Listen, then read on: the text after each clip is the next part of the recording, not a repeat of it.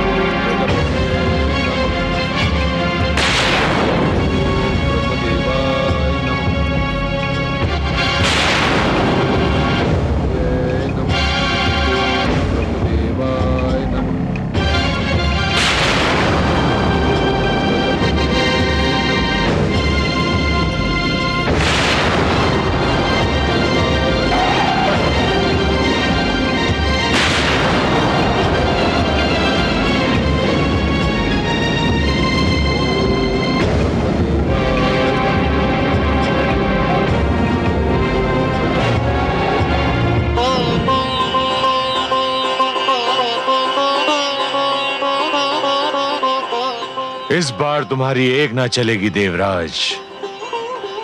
मेरी शक्ति मेरे शिष्य की हर पल रक्षा करती रहेगी। तुम उसकी तपस्या कदापि भंग नहीं कर सकते, कदापि नहीं। कोई शक्ति के आधु और उसके पुत्र की रक्षा कर रही है। अब तो एक ही उपाय रह गया है। हिरण्यकशिपु बच गया, पर उसका परिवार नहीं बचेगा। अर्थात ये कि उसकी पत्नी केआधु पुत्र को जन्म देने वाली है। हम केआधु पर प्रहार करेंगे, उसके पुत्र को समाप्त कर देंगे। ये समाचार सुनते ही हिरण्यकशिपु को अपनी तपस्या भंग करनी पड़ेगी। पर हे देवराज, उसकी पत्नी और पुत्र ने हमारा क्या बिगाड़ा है? उसका पुत्र तो अभी गर्भ में है, अभी उसका जन्म भी नहीं हुआ। समझने का प्रयत्न कीजिए वरुण देव, समझने का प्रयत्न कीजिए। वो जन्म लेगा तो अपने पिता की ही परंपरा को आगे बढ़ाएगा। जिस प्रकार हिरण्यकशिपु उन्मुक्त अनाचार, व्यभिचार और अत्याचार में अपने भ्राता हिरण्याक्ष को पीछे छोड़ गया, उसी प्रकार उसका यह पुत्र भी अपने पिता को पीछे छोड़ देगा। और हमें तो यूं भी हिरण्यकशिपु के पूरे वंश को समाप्त करना है। तो फिर देवराज, अब हमारे लिए क्या आदेश है? अग्निदेव, आप वहां पहुंचे जहां कैहदू है और उस पर ऐसा अग्नि बाण मारिए कि शिशु गर्भ में ही दम तोड़ दे। जाइए, इस कार्य में विलंब न हो। जो आगे देवराज।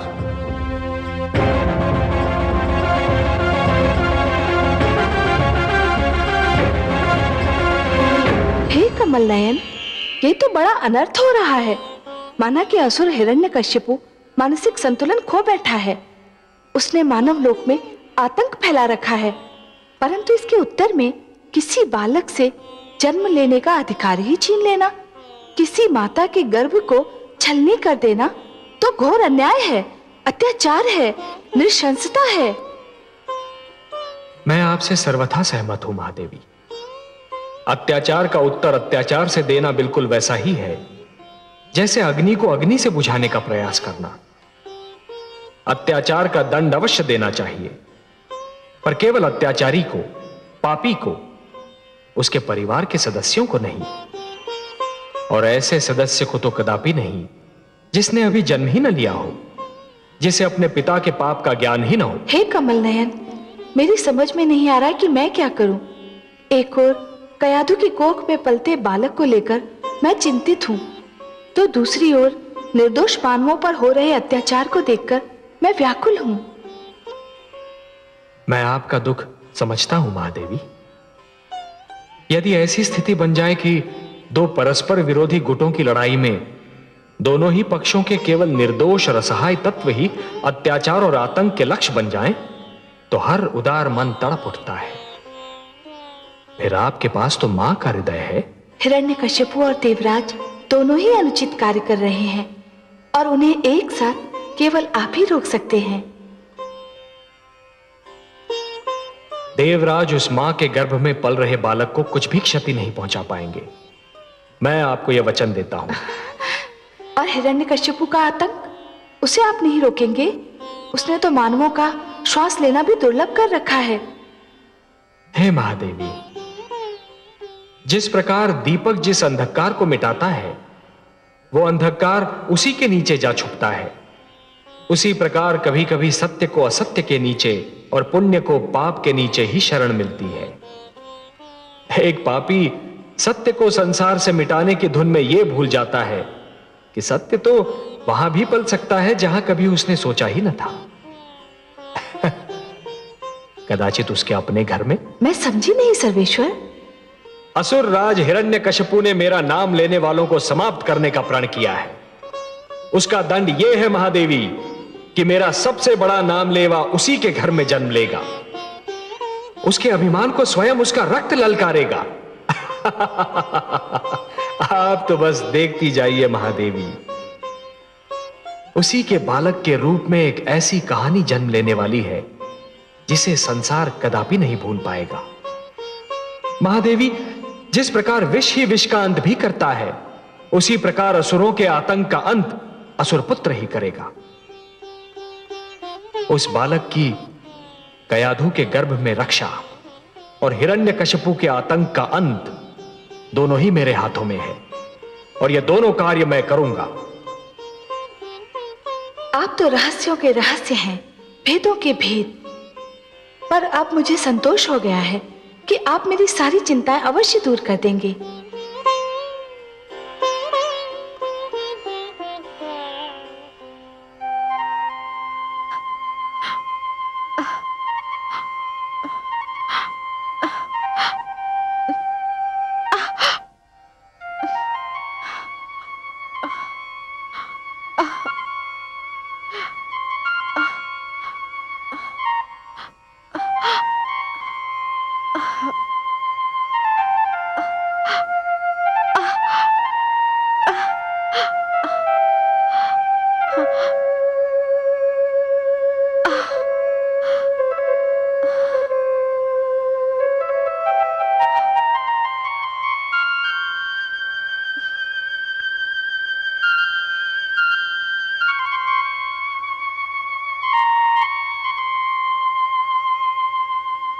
कैसी हो वधुरानी? मेरा मन बहुत घबरा रहा है माते। इन दिनों में बहुधा ऐसा ही होता है। माँ बनने वाली हर स्त्री यही चाहती है कि ऐसे समय में उसका पति उसके पास हो, उसके साथ हो। परंतु माता, क्या असुर राज का मुझे इस अवस्था में छोड़कर जाना इतना आवश्यक था? क्या वे कुछ समय रुक नहीं सकते थे? इच्छा तो मेरी भी यही थी कि इस समय हिरण्यकश्यपु तुम्हारे पास होता, परंतु होनी को कौन रोक सकता है वधुरानी? पुत्र हिरण्याक्ष के वध के शोक ने पुत्र हिरण्यकश्यपु की कुछ और सोचने समझने की शक्ति को समाप्त कर दिया है। परंतु तुम चिंतित क्यों होती हो? तुम अकेली नहीं हो, मैं हूं ना तुम्हारे साथ। तुम्हें भयभीत होने की कोई आवश्यकता नहीं। तुम पर कोई विपदा नहीं आ सकती। माते, न जाने क्या होने वाला है। मुझे बहुत ही भय लग रहा है। धीरज रखो वधुरानी, अब तुम विश्राम करो।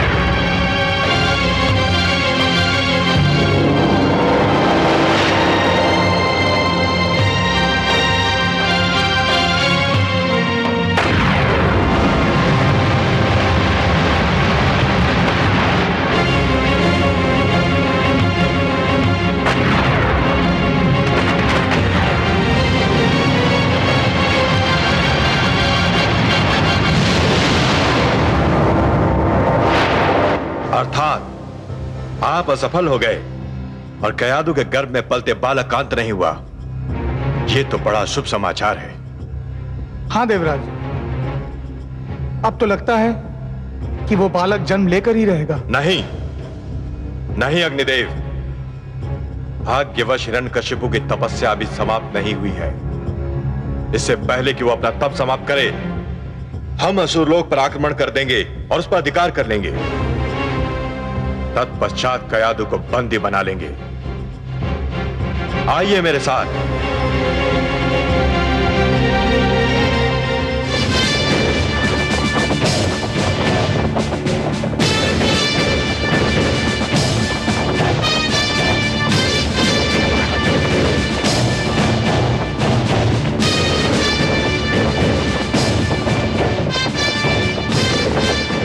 सारथी रथ रोको।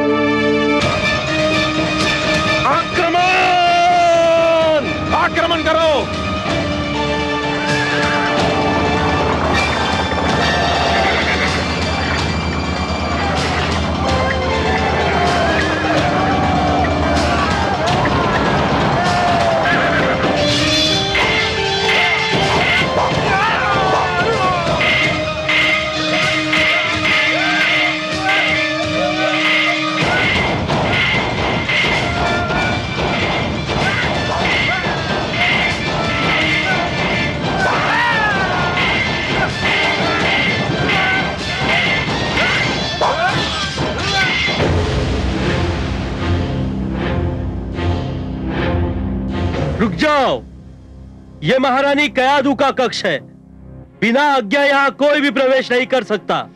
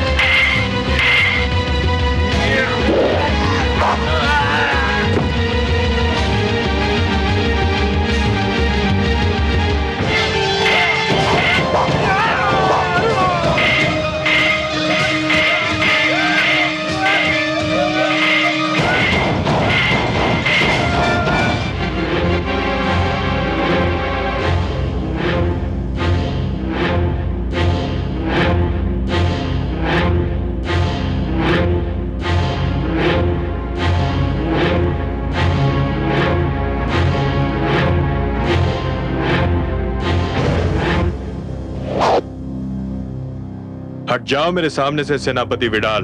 नहीं देवराज, मेरे जीवित रहते आप महारानी कयाधु के कक्ष में प्रवेश नहीं कर सकते। प्रवेश तो मैं करूंगा। अब यदि इसके लिए तुम्हारा जीवित न रहना आवश्यक है तो फिर ऐसा ही होगा, परंतु मेरा परामर्श मानो तो आत्महत्या मत करो।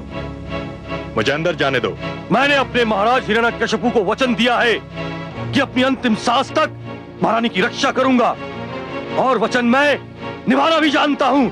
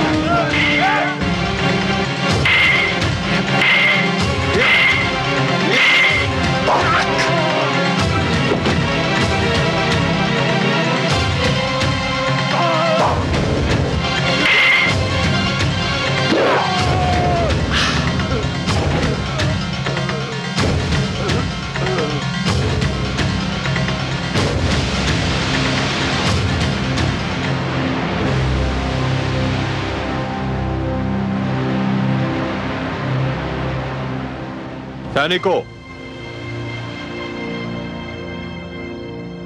संपूर्ण असुरलोक को पूरी तरह तहस नहस कर दो, कुछ भी बचने न पाए। मैं महारानी कयाधु के कक्ष की ओर जा रहा हूं। ध्यान पूर्वक मेरे आदेश का विलंब पालन हो। जाओ।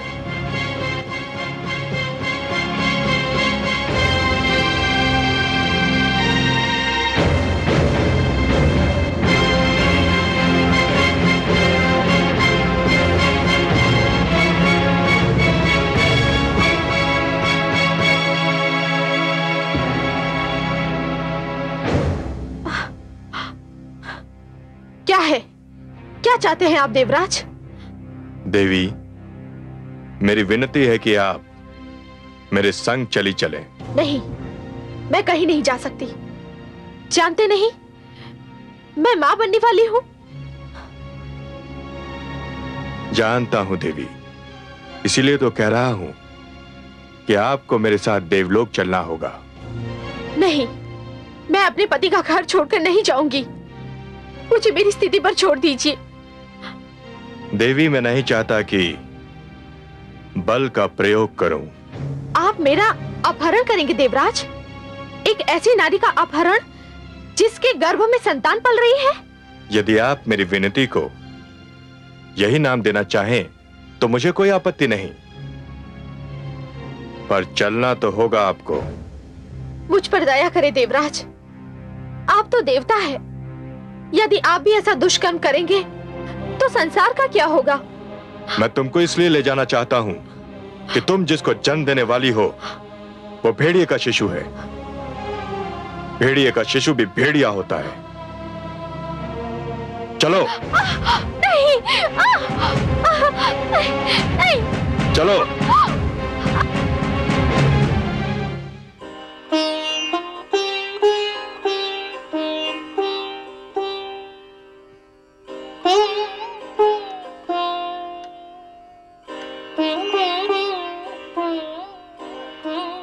मैं आपका दुख समझ रहा हूं प्रिय। मुझे देवराज से ये आशा न थी। एक अबला से ये व्यवहार, और अबला भी वो जो मां बनने वाली है। मैं स्वयं भी बहुत दुखी हूं प्रिय, बहुत दुखी। नारी का अपहरण, फिर चाहे कोई भी कारण क्यों ना हो, कोई भी स्थिति क्यों ना हो, फिर चाहे कोई नीति या कूटनीति का अंश ही क्यों ना हो, परंतु एक महान पाप है, एक अक्षम्य अपराध है। और यदि ये पाप या अपराध देवगण ही करने लगे तब तो फिर अंधेर है। देवता मानव के आदर्श है, और यदि देवता ही दुराचार करने लगे तो मानव किसका अनुसरण करेगा? कयाधु को बचाइए देवेश्वर, कयाधु को बचाइए। नहीं, चलो। नहीं, नहीं, नहीं। आओ, आओ मेरे साथ। आओ मेरे साथ। नारायण नारायण। क्षमा करें देवराज, मैं कदाचित अनुचित समय पर आ गया। आप ये जो महान कार्य कर रहे हैं, इसमें संभवतः मैंने बाधा डाल दी।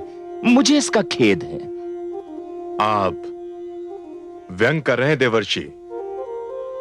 मुझ में इतना साहस कहां देवराज कि मैं आप जैसे महान व्यक्तित्व पर व्यंग करूं। आप देवताओं के राजा हैं, सबको चरित्रवान बनने, सत्य मार्ग पर चलने के उपाय बताते हैं। आप पर तो वही व्यक्ति व्यंग कर सकता है जिसे अपने प्राणों की चिंता न हो। पर मैं क्या पूछ सकता हूं देवराज कि ये आप क्या कर रहे हैं और क्यों कर रहे हैं? इस नारी के गर्भ में एक पुत्र पल रहा है। यह मां बनने वाली है। यह कोई नया समाचार नहीं है देवराज। हर स्त्री विवाह के उपरांत कभी शीघ्र कभी देरी से मां तो बनती ही है। जानता हूं देवर्षि, पर इसके गर्भ में हिरण्यकशिपु जैसे अत्याचारी का पुत्र है। पुत्र तो पुत्र ही होता है देवराज, वह चाहे सदाचारी का हो चाहे अत्याचारी का। पर आप इस नारी का करेंगे क्या देवराज? इसको बंदी बनाकर रखूंगा, और जब यह पुत्र को जन्म देगी तो उसका वध कर दूंगा। इसलिए देवराज, क्योंकि यदि मैं आपको बधाई दूं तो इसका अर्थ यह होगा कि मैं आप में और हिरण्याक्ष में कोई अंतर नहीं समझता। उसने भी एक नारी धरती का अपहरण किया था। और यदि मैं शोक प्रकट करूं तो कहीं आप रुष्ट न हो जाएं।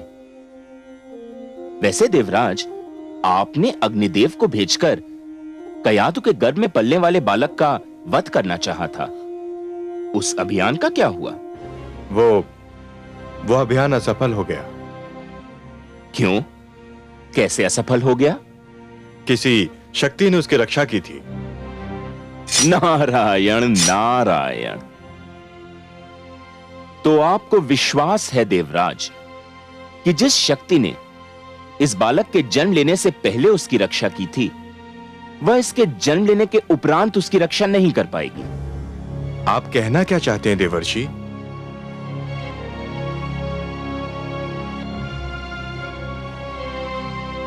कुछ नहीं, इतना ही कि जिस शक्ति ने अब तक इस बालक की रक्षा की, उस शक्ति का अवश्य कोई उद्देश्य रहा होगा। हो सकता है एक ऐसे बालक का जन्म हो जो असुरों का इतिहास ही बदल दे, उनकी नीतियां बदल दे। मेरा परामर्श स्वीकार करें देवराज, इस अबला को छोड़ दें। नारी का अपहरण एक घिनौना और एक अप्रिय कार्य है, फिर वह कार्य देवता के ही हाथों क्यों न हुआ हो। आप जिनको प्रसन्न करने के लिए यह कार्य कर रहे हैं, उन्हें कोई प्रसन्नता नहीं होगी। छोड़ दीजिए इस अबला को।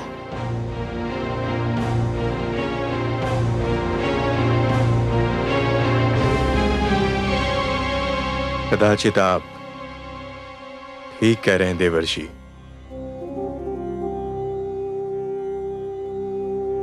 क्रोध की भावना मुझसे एक अनुचित कार्य करवा रही थी। आपको धन्यवाद कि आपने मेरा मार्गदर्शन कर दिया। सत्य है कि आप महानतम मार्गदर्शक हैं। देवी, मैं आपसे क्षमा मांगता हूं। जाइए, अब आप मुक्त हैं। पर मैं कहां जाऊं देवराज? आपने तो समस्त असुर लोक को तहस नहस कर दिया है। आप इसकी चिंता ना करें देवी, मेरी कुटिया किस दिन काम आएगी। वहां राजभवन जैसा सुख तो नहीं, पर आपकी रक्षा मेरा उत्तरदायित्व होगा। आइए, बालक के जन्म तक आप मेरी कुटिया में पधारें। आइए, चलिए।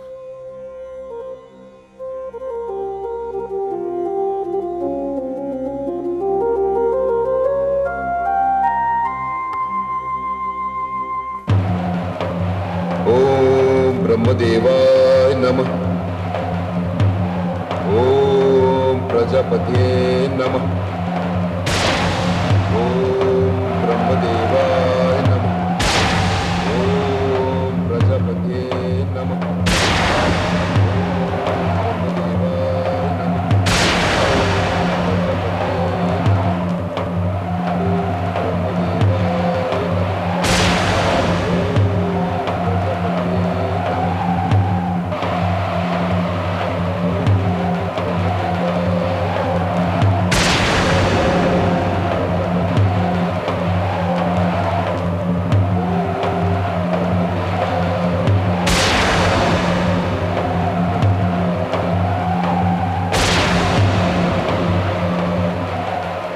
हिरण्यकशिपु मुझे पुकार रहा है, मैं क्या करूं? जाऊं या न जाऊं? नहीं जाता हूं तो मुझ पर दोष लगेगा कि मैं अपने भक्तों की पुकार नहीं सुनता। जाऊं तो वो जाने मुझसे क्या वरदान मांगे। मैं भली भांति जानता हूं वो मुझसे जो भी मांगेगा उसका प्रयोग देवताओं के विरुद्ध ही करेगा, पर मैं उसकी अनसुनी भी तो नहीं कर सकता।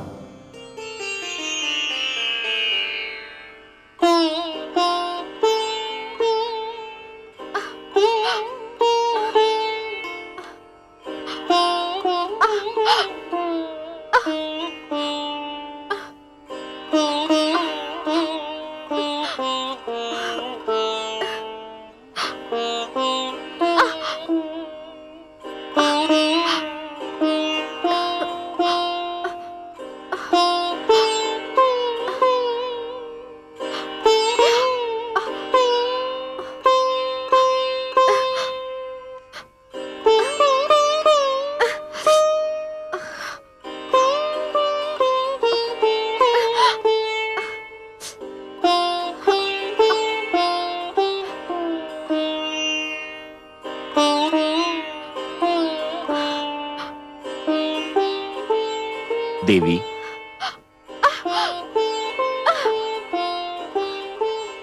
देवी ये दूध पी लें और कुछ फल ग्रहण कर लें। नहीं देवर्षि, मेरा मन कुछ भी खाने पीने को नहीं कर रहा है।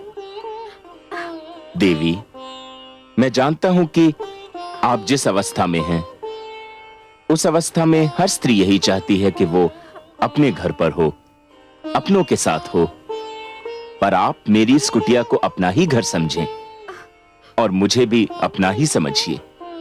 ये दूध पी लीजिए। धन्यवाद देवर्षि, आपने मुझे बचाकर और मुझे यहाँ लाकर मुझ पर जो उपकार किया है उसे मैं कभी नहीं भुला पाऊंगी। परंतु वास्तव में मुझे भूख नहीं लग रही है। मैं जानता हूं देवी, आप जिस अवस्था में हैं उसमें बहुता भूख मर जाती है, किंतु गर्भवती स्त्री को अपने स्वास्थ्य का ध्यान रखना चाहिए। इस अवस्था में आहार केवल स्त्री के लिए नहीं होता है, यह आहार उसके गर्भ में पल रहे शिशु के लिए भी होता है। ये उन दोनों को शक्ति देता है, बल देता है। लीजिए देवी, पहले आप ये दूध पी लें और फिर फल ग्रहण कर लें।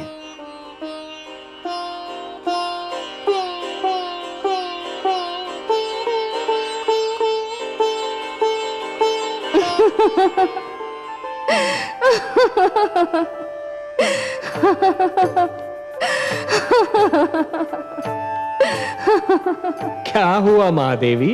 हे कमल नयन, हमारे देवर्षि तो कयाधु को ऐसे समझा रहे हैं और उसकी इस प्रकार सेवा कर रहे हैं जैसे कि वो बहुत ही अनुभवी और जानकार व्यक्ति हो। विराजिए, महादेवी देवर्षि जो कर रहे हैं उसका संबंध अनुभव और ज्ञान से नहीं है, प्रेम और सहानुभूति की भावना से है। कोई भी यदि जीवन से प्रेम करने लगे, मन में प्राणियों के प्रति सहानुभूति की भावना रखे, तो प्रकृति आप ही सब कुछ सिखा देती है, सब कुछ समझा देती है। यदि मन में एक दूसरे के प्रति प्रेम, सद्भावना और सहानुभूति जागे, तो ज्ञान का मार्ग खुल जाता है। प्रेम के 2.5 अक्षर, परंतु ज्ञान के सबसे महान भंडार हैं। मुझे ये आश्चर्य हो रहा है कि देवर्षि ये सब जानते हैं कि गर्भावस्था नारी के जीवन की वो अवस्था है जिसमें उसे सदैव अच्छा बोलना चाहिए, अच्छा सोचना चाहिए, अच्छा आहार ग्रहण करना चाहिए और अच्छी वस्तुओं का ध्यान करना चाहिए। इस अवस्था में ये सब बातें नितांत आवश्यक है। ये तो वो जानते ही हैं, पर कुछ और भी जानते हैं। और क्या जानते हैं देवर्षि? देवर्षि ये जानते हैं कि गर्भावस्था में नारी के गर्भ में पल रहा शिशु जीवित और सचेत होता है। माता जो देखती है, जो सुनती है, शिशु उससे अवगत रहता है, प्रभावित होता है। तभी तो देवर्षि उसे सुंदर सुंदर बातें कह रहे हैं। देखिए ना महादेवी, देवर्षि उसे क्या कह रहे हैं। मैंने बालक ध्रुव को समझाने की बहुत चेष्टा करी, किंतु वह भी नारायण के दर्शन का हट करता रहा और वह दर्शन करके ही माना। आप तो बड़ी मनमोहक बातें करते हैं देवर्षि। देवी, माता लक्ष्मी भी यही कहती हैं कि मैं बड़ा बातूनी हूं, किंतु आपसे अपनी सबसे मनमोहक बात तो मैंने अभी तक नहीं कही। सुनिएगा। अवश्य सुनूंगी। आपकी तो एक एक बात मेरे कानों से होकर मेरे मन में उतर जाती है। क्या है आपकी सबसे मनमोहक बात? देवी, अपनी बात जो मुझे सबसे मनमोहक, सबसे प्रिय और सबसे सुंदर लगती है, वो है बस ये 4 शब्द। ओम नमो भगवते वासुदेवाय। ओम नमो भगवते वासुदेवाय। ओम नमो भगवते वासुदेवाय। ओम नमो भगवते वासुदेवाय। ओम नमो भगवते वासुदेवाय। ओम नमो भगवते वासुदेवाय।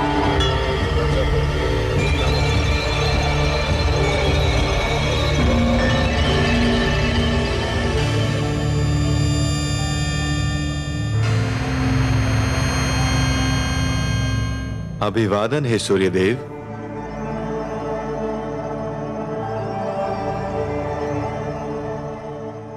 देवराज, आप? हां, परंतु मैं देवराज तो देवताओं के लिए हूं, आपका तो अनुज हूं। आप मेरे ज्येष्ठ भ्राता हैं। परंतु आप आज मार्ग कैसे भूल पड़े? मैं बहुत कष्ट में हूं सूर्यदेव। आप कष्ट में हैं? कौन कष्ट दे रहा है? असुर राज हिरण्यकशिपु। हिरण्यकशिपु? क्या किया है उस दुष्ट ने? वो ब्रह्मा की कृपा के लिए बड़ी घोर तपस्या कर रहा है। उसकी तपस्या का उद्देश्य हम देवताओं को परास्त करना और जगदीश्वर विष्णु से प्रतिशोध लेना है। आपको हमारी सहायता करनी होगी। तो आदेश दे, मैं क्या सेवा कर सकता हूं? वो हिमालय पर्वत पर तपस्या कर रहा है। मैं चाहता हूं कि आप बस थोड़े समय के लिए उसके निकट अपना रथ रोक लें। बस इतनी देर कि वहां का तापमान इतना बढ़ जाए कि वो सहन न कर सके और अपना तप त्याग दे। मुझे आपत्ति तो नहीं है देवराज, परंतु यदि मैं वहां ठहर गया तो केवल आसपास नहीं, दूर दूर तक उसका प्रभाव पड़ेगा। हिम पिघलने लगेगा, नदियों में बाढ़ आ जाएगी, समस्त वनस्पति समाप्त हो जाएगी। बहुत बड़ा संकट आ जाएगा देवराज। हिरण्यकशिपु की तपस्या सफल हो गई तो उससे भी बड़ा संकट आ सकता है भ्राताश्री। जैसी आज्ञा देवराज, परंतु मेरा परामर्श है कि यदि हिरण्यकशिपु ब्रह्मा की तपस्या कर रहा है तो आप ब्रह्मा से प्रार्थना कीजिए कि वो हिरण्यकशिपु को कोई ऐसा वरदान ना दे जो हमारे लिए संकट खड़ा कर दे। वो तो मैं करूंगा। वास्तव में मैं वहीं जा रहा हूं, पर आपको भी अपना उत्तरदायित्व निभाना होगा। अवश्य देवराज, आपके आदेश का पालन होगा।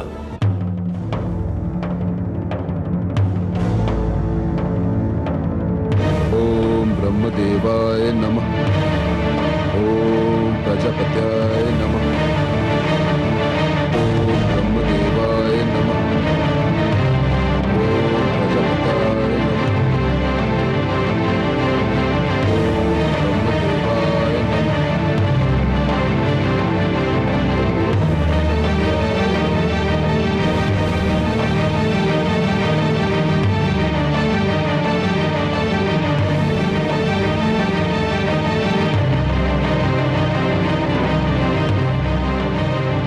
ठहरो सारथी।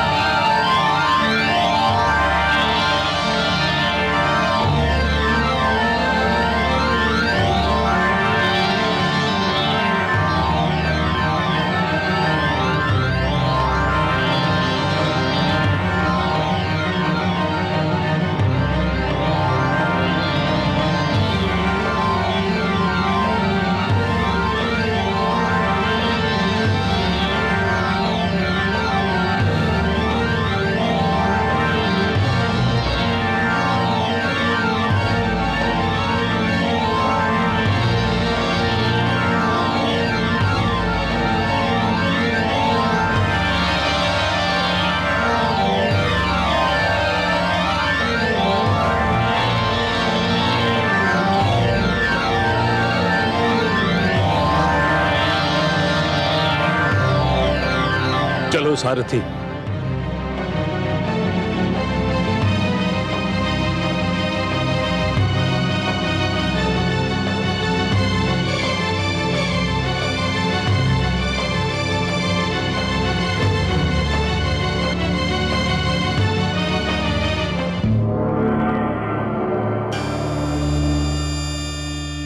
प्रणाम है प्रजापति। स्वागतम देवराज। हे आदि प्रजापति, आपसे एक विनती करने आया हूं। कहिए देवराज, क्या बात है? हे ब्रह्मा, आप तो जानते हैं कि असुरराज हिरण्यकशिपु आपकी तपस्या कर रहा है। हाँ, मैं जानता हूं, और उसकी तपस्या ने मुझे भी चिंतित कर रखा है। हे आदि प्रजापति, हम देवताओं की विनती है कि आप उसे कोई वरदान न दें। वो केवल हमारा नहीं, आपके प्रिय पुत्र मानव का भी शत्रु है। आप उसे जो भी देंगे उसका हमारे और मानवों के विरुद्ध ही प्रयोग होगा। उसकी तपस्या तपस्या नहीं, मात्र छल है। संभवतः आप जो कह रहे हैं उचित कह रहे हैं, परंतु समस्या यह है कि अभी तक तपस्या और वरदान के उद्देश्यों की परिभाषा नहीं बनी है, सीमा निर्धारित नहीं हुई है। मैं स्वयं सोचता हूं कि केवल यह ज्ञान पर्याप्त है कि कोई तपस्या कर रहा है। यह ज्ञान आवश्यक नहीं कि वह तपस्या क्यों कर रहा है। किसी की तपस्या उसके अतिरिक्त शेष सबके लिए हितकर है या कष्टदायक।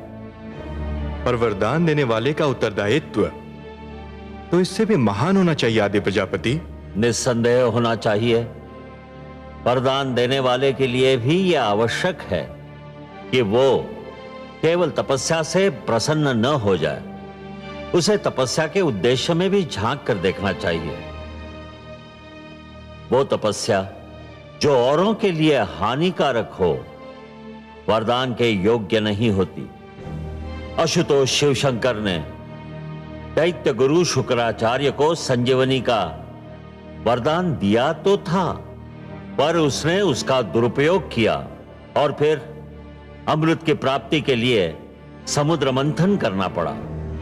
इसीलिए तो आपसे विनती कर रहा हूं कि आप हिरण्यकशिपु को कोई वरदान न दें।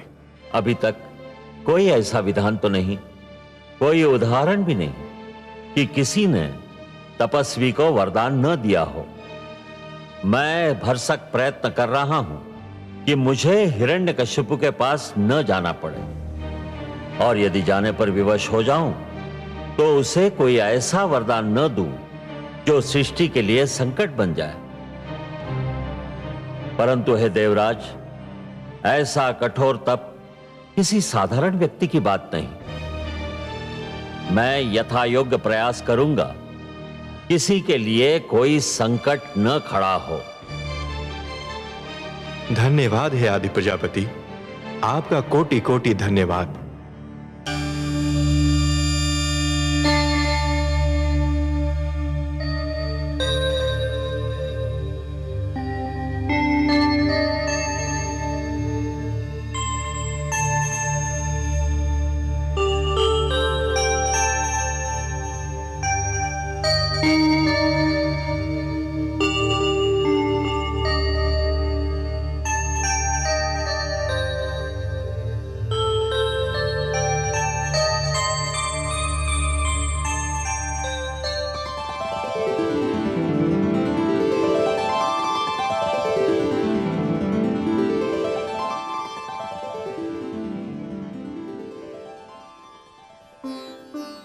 किसी बहुत बड़ी गंभीर चिंता में डूबी हुई है महादेवी। बहुत बड़ी उलझन में मन फंसा हुआ लगता है आपका। हम आपकी चिंता में भागीदार नहीं हो सकते? आपसे अपनी चिंता कौन छिपा सकता है कमल नयन? आपके सिवा किसी की उलझन कौन सुलझा सकता है? आप तो सबके हृदय की बात जान ही लेते हैं। हाँ अंतर्यामी, आपने सत्य कहा। एक अद्भुत उलझन, एक विचित्र चिंता ने मेरे मन को घेर रखा है। वही तो मैं जानना चाहता हूं और आप ही के मुख से सुनना भी चाहता हूं देवी। मैं वही सोच रही थी कमल नयन कि आपने ये कैसा रहस्य रच दिया है कि पिता और पुत्र के चरित्र में वही अंतर है जो जल और अग्नि में है, सूर्य और चंद्रमा में है, आकाश और धरती में है। पिता हिरण्यकशिपु के मुख से जो श्वास निकलती है उसमें आपके लिए अपशब्द होता है, और उसी का पुत्र अपनी माता के गर्भ में भी आपको पुकार रहा है। कितने मधुर शब्दों में आपका स्मरण कर रहा है। ये कैसा भेद है, ये कैसा रहस्य है? कोई रहस्य नहीं महादेवी, कोई भेद नहीं। हाँ, एक उद्देश्य अवश्य है। क्या उद्देश्य है आपका कमल नयन? महादेवी, मैं समस्त संसार को यह बताना चाहता हूं कि कोई भी व्यक्ति जन्म से सुर या असुर नहीं होता। उसे सुर या असुर बनाते हैं उसके कर्म, उसका चरित्र और उसकी प्रवृत्ति। हे महादेवी, जिस प्रकार वृक्ष पर उगने वाले पुष्प और फल आवश्यक नहीं कि उसी रंग के हों जिस रंग का वृक्ष है, उसी प्रकार आवश्यक नहीं कि हर पुत्र कर्मों में, चरित्र में और प्रवृत्ति में अपने पिता के समान हो। यदि कोई सुर का पुत्र दुष्कर्म करेगा तो असुर कहलाएगा, और यदि कोई असुर पुत्र चरित्रवान होगा तो सुर कहलाएगा।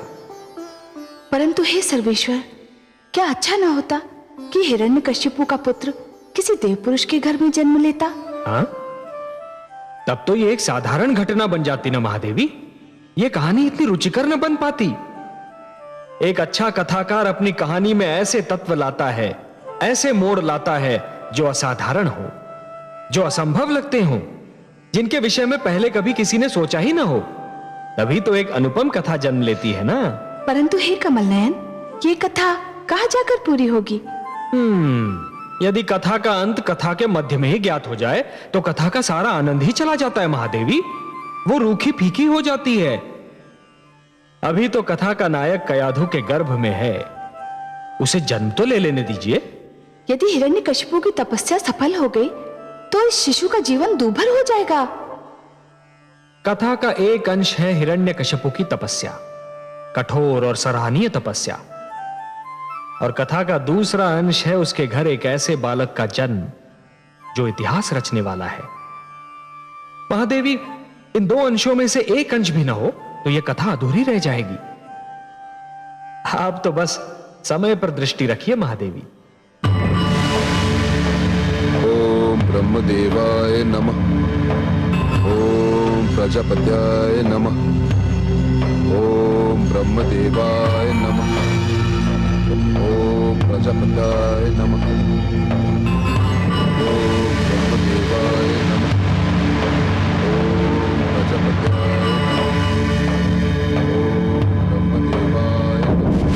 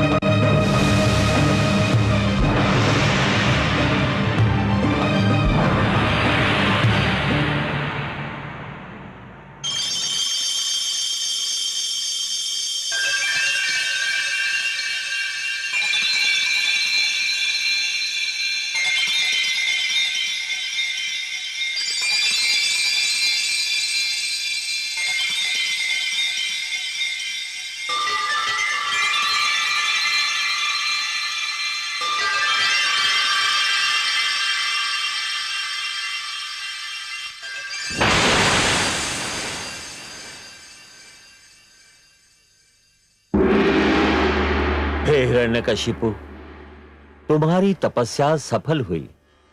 नेत्र खोलो।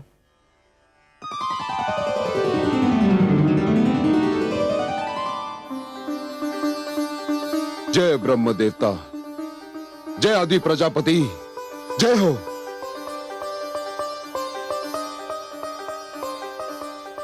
मांगो, वरदान मांगो। तुम्हारी तपस्या ने मुझे प्रसन्न कर दिया है। क्या चाहिए तुम्हें?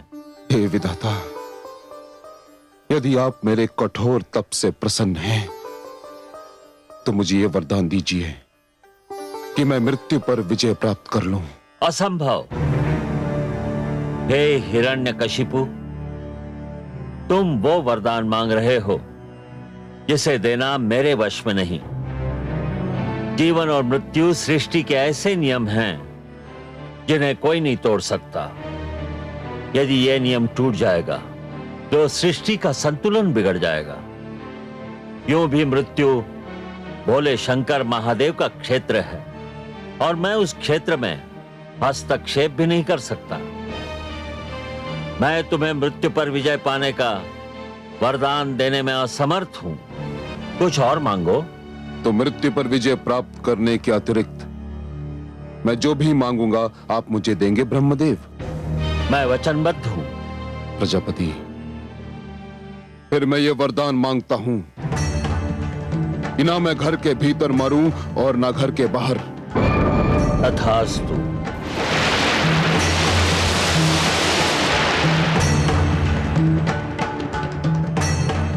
ना मैं दिन में मरूं और ना रात में। तथास्तु।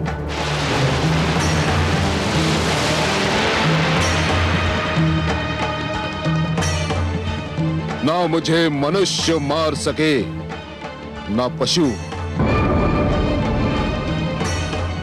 तथास्तु।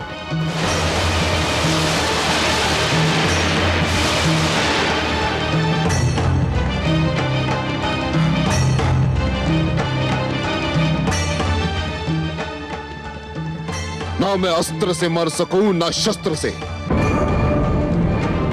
तथास्तु।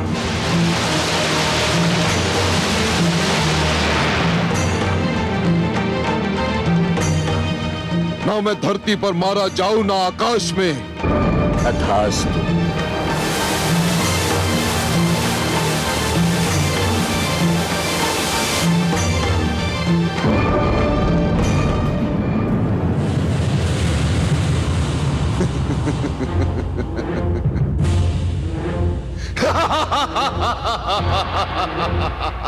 विष्णु, अब तेरे दिन समाप्त हुए। यदि तू अमर है तो मैं भी नहीं मर सकता। मैंने ब्रह्मा को भरमा दिया। मैंने उन्हें अपने शब्दों के जाल में फंसाकर उनसे वही वरदान मांगा जो वो नहीं देना चाहते थे। विष्णु, अब मैं सर्वशक्तिमान हूं। सर्वशक्तिमान हिरण्यकशिपु।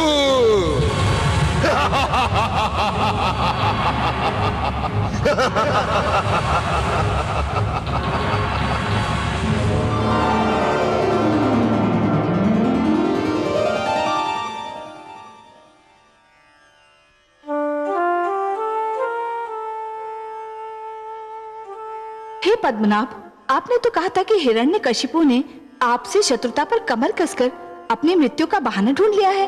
हाँ महादेवी, मैंने ऐसा ही कहा था, स्मरण है मुझे। पर उसे तो आदि प्रजापति ने ऐसा वरदान दे दिया है कि अब उसकी मृत्यु असंभव लग रही है। असंभव लग रही है देवी, असंभव है नहीं। हे महादेवी, जिस प्रकार सूर्य का उदय होता है अस्त होने के लिए, दीपक जलता है बुझने के लिए तथा पुष्प खिलता है मुरझाने के लिए, उसी प्रकार जीवन का जन्म होता है मृत्यु को पाने के लिए। केवल दो को छोड़कर सभी को मृत्यु का स्वाद तो चखना ही है। दो? वो दो कौन है जिनको मृत्यु नहीं आ सकती? एक तो स्वयं मैं, अनादि और अनंत, और दूसरी स्वयं मृत्यु। हे महादेवी, न मुझे मृत्यु आ सकती है और ना ही मृत्यु की मृत्यु संभव है, और इनके अतिरिक्त ऐसा कोई भी नहीं है जिसे एक न एक दिन मृत्यु ना आए। इसलिए आप तो निश्चिंत रहिए महादेवी, हिरण्यकशिपु को भी एक दिन मरना ही होगा। पर हे कमल नयन, उसको ब्रह्मा जी ने जो वरदान दिया वो सुना आपने? सुना महादेवी, भली भांति सुना, पर इसमें अचरज की क्या बात है? जो आवश्यकता से अधिक चतुर बनने का प्रयास करता है, अंत में सिद्ध होता है कि उससे बड़ा मूर्ख कोई न था। हिरण्यकशिपु यह भूल रहा है कि यदि उसने माता के गर्भ से जन्म लिया है तो उसे एक दिन चिता की गोद में भी सोना होगा। यह नियम न कभी टूटा है और न कभी टूटेगा।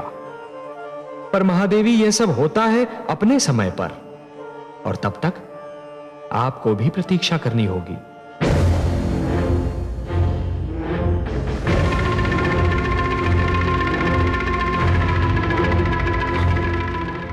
महारानी कयादू, महारानी कहाँ है आप? महारानी कयादू कहाँ है आप? महारानी,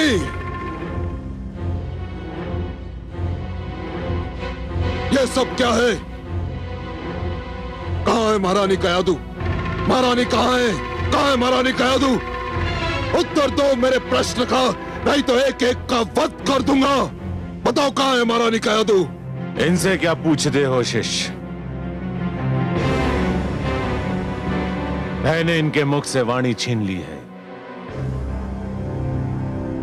मैं तुम्हें बताता हूं कि महारानी के साथ क्या अत्याचार हुआ है। अत्याचार?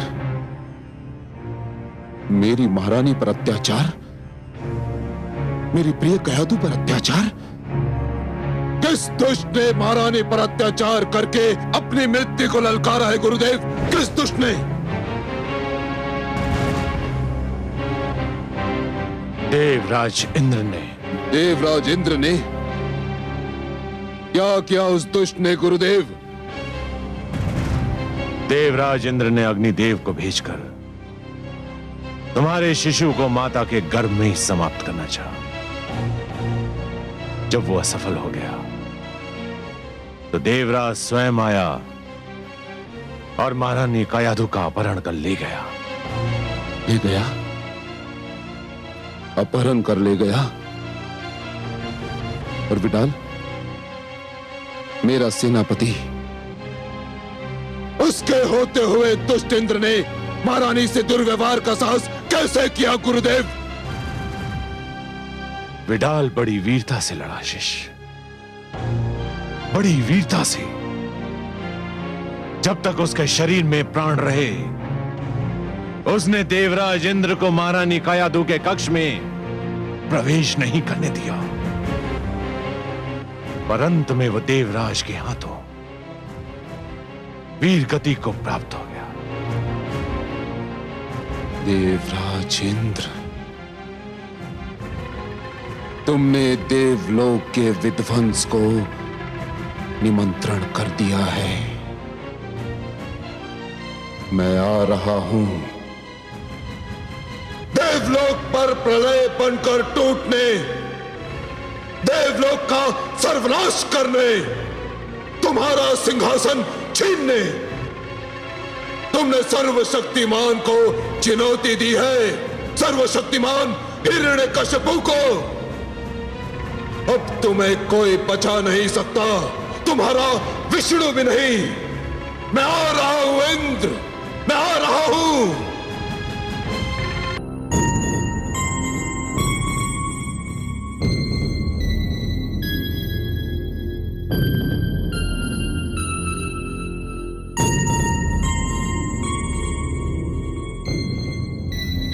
देवराज, बोलो चित्ररथ, युद्ध भूमि से क्या समाचार लाए हो? देवराज, हम हार गए, हमारी सेना परास्त हो गई। क्या क्या कह रहे हो तुम? हाँ देवराज, हिरण्यकशिपु श्री ब्रह्मा से वरदान पाकर इतना शक्तिशाली हो गया है कि हमारी समस्त सेना उसके सामने ठहर न सकी। और वो आपकी सभा में किसी भी क्षण आ सकता है। देवराज, विलंब मत कीजिए, शीघ्र, अति शीघ्र यहाँ से चलिए। आओ। आइए। देवराज इंद्र,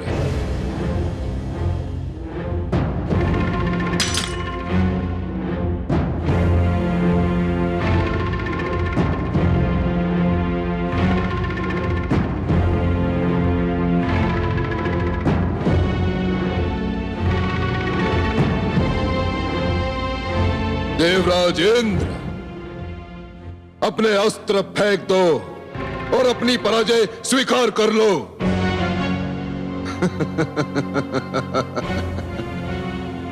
तुम्हारी देव सेना परास्त होकर भेड़ बकरियों की भांति रणभूमि से भाग चुकी है। तुम्हारे योद्धा बंदी बनाए जा चुके हैं।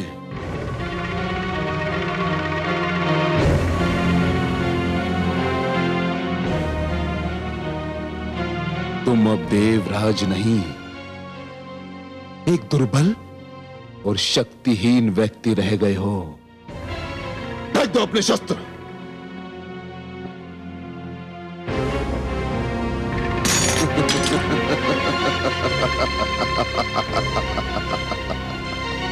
असुर राज्य हिरण्यकश्यप की नहीं, नहीं,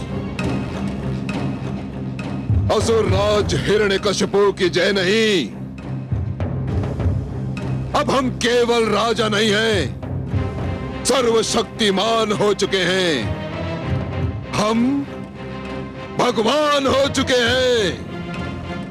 कहो, भगवान हिरण्यकश्यपु की जय, भगवान हिरण्यकश्यपु की जय। बोलो, भगवान हिरण्यकश्यपु की जय, भगवान हिरण्यकश्यपु की जय, भगवान हिरण्यकश्यपु की जय, भगवान हिरण्यकश्यपु की जय। इंद्र, मन तो करता है कि तुम्हारे हाथ काट कर फेंक दूं, जिनसे तुमने महारानी कयादू को छुआ होगा। तुम्हारे नेत्र फोड़ दूं, जिनसे तुमने उन्हें देखा होगा। तुम्हारी जीभ काट कर फेंक दूं, जिनसे तुमने महारानी के लिए अब शब्दों का प्रयोग किया होगा। किंतु मेरा लक्ष्य तो तुम्हारे परम पूज्य भगवान विष्णु हैं।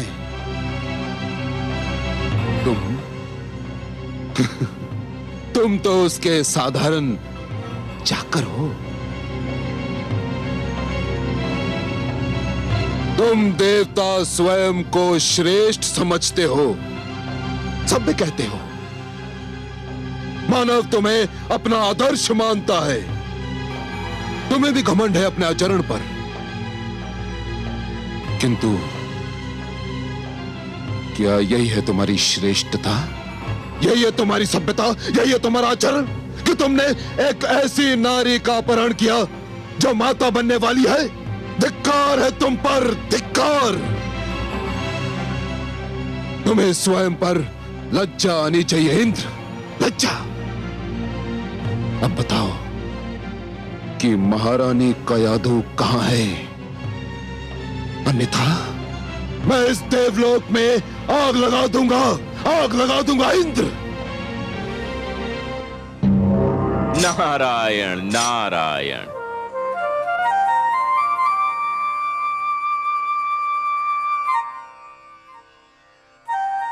हे असुरराज, आग की लपटें महारानी कयादू की कुशलता का समाचार नहीं दे सकती।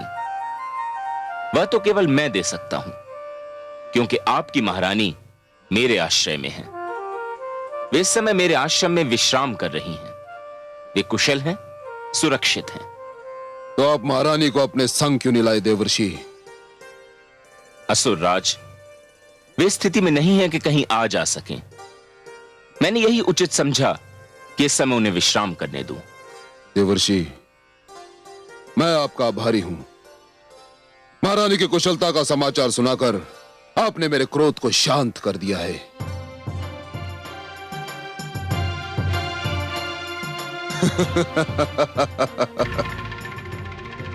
इसी सिंहासन पर बैठकर तुम स्वयं को महान समझते थे ना? इसी सिंहासन ने तुम्हें महानता प्रदान की थी ना? किंतु अब ये जान लो इंद्र कि ये सिंहासन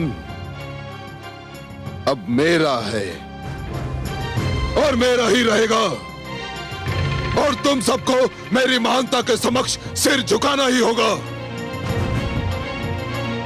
सेनापति अश्वमित्र, आज्ञा भगवान।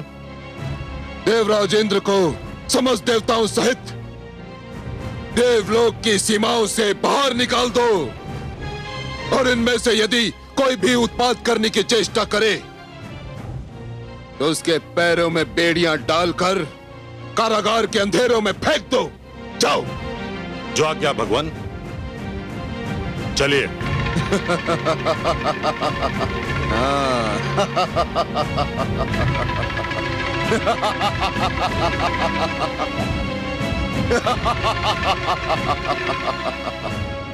नारायण नारायण।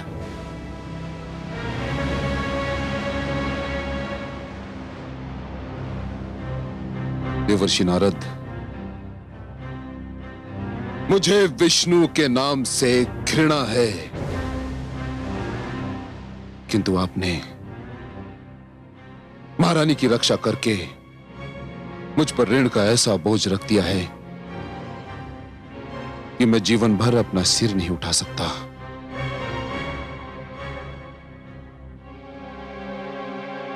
मैंने जो कुछ भी किया उसे आप ऋण न समझें असुरराज। एक गर्भवती नारी की सेवा करना तो हर एक का कर्तव्य है। महारानी कयादू के मुख पर से तो इस अवस्था में तेज की किरणें फूटती दिखती हैं।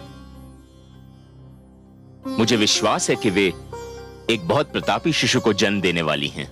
देवर्षि, ये कहकर तो आपने मेरी व्याकुलता और भी बढ़ा दी है। मैं महारानी का भी और इसी समय देखना चाहता हूं। आइए। चलिए।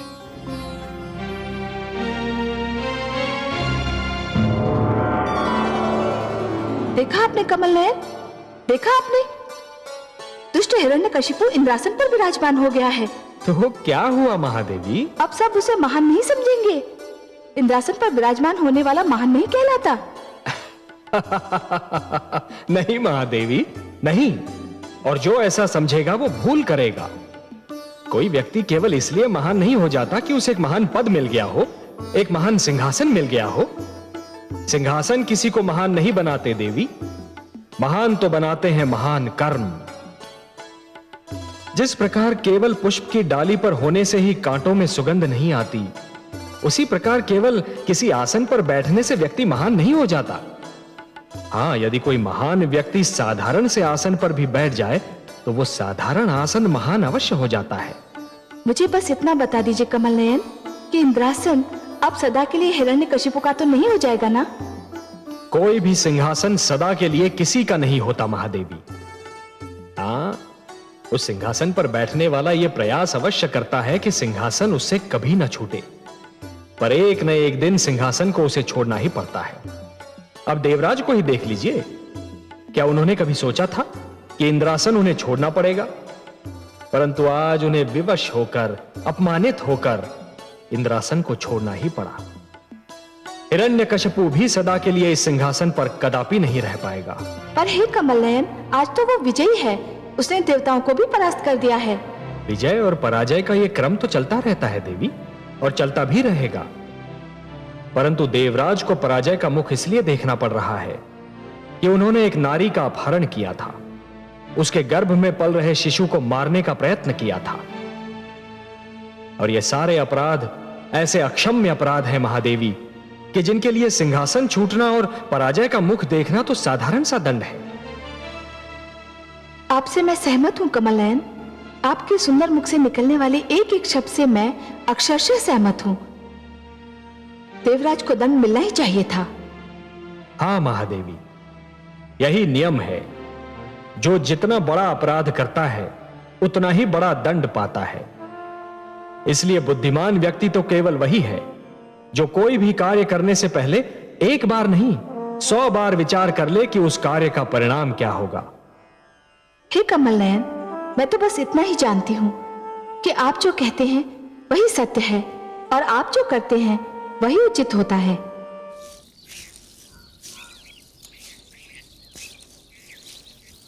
असुरराज, आप क्षण भर यहां प्रतीक्षा करें, मैं महारानी कयादू को आपके आने की सूचना दे दूं।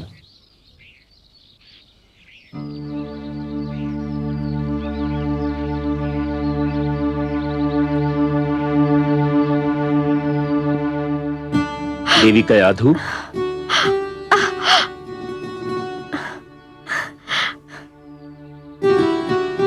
आप आ गए देवर्षि। मैं अकेली कब से घबरा रही थी। देवी कयाधु, अब न तो आप अकेली रहेंगी और न ही आपको घबराहट होगी, क्योंकि मैं अपने साथ आपके अकेलेपन और घबराहट दूर करने की सामग्री लाया हूं। क्या? मैं आपके पति असुरराज हिरण्यकश्यपु को अपने साथ लाया हूं। असुरराज,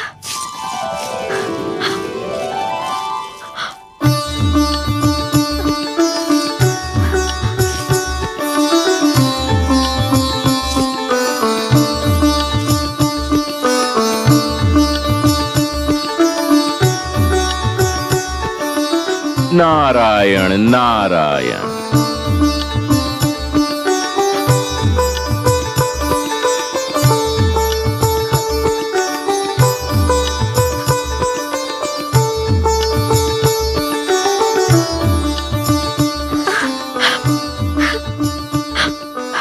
महारानी, कैसी हो? देवर्षि की कृपा से मैं बिल्कुल ठीक हूँ महाराज। उन्होंने मुझे देवराज से छुड़ाकर यहाँ आश्रय दिया और मेरी ऐसी देखभाल की जो राजभवन में भी संभव नहीं थी। महारानी, देवराज इंद्र को अपने किए का फल मिल चुका है, किंतु देवर्षि नारद के उपकार को चुकाना मेरे लिए कभी संभव नहीं होगा। उन्होंने आपको और मेरी होने वाली संतान को बचाकर मुझे जीवन भर अपना आभारी बना लिया है, किंतु अब आपको चिंता नहीं करनी चाहिए। चलिए राजभवन चलते हैं, हमारी संतान वहीं जन्म लेगी। महारानी। नहीं महाराज। क्यों? इस कुटिया में मुझे वह आनंद और स्नेह मिला है जो मुझे राजभवन में भी नहीं मिल सकता। यहाँ मैंने एक ऐसी सुरक्षा का अनुभव किया है जो मैंने अपने जीवन में कभी नहीं पाई। हे महाराज, मेरी इच्छा है कि मेरी संतान का जन्म यही हो।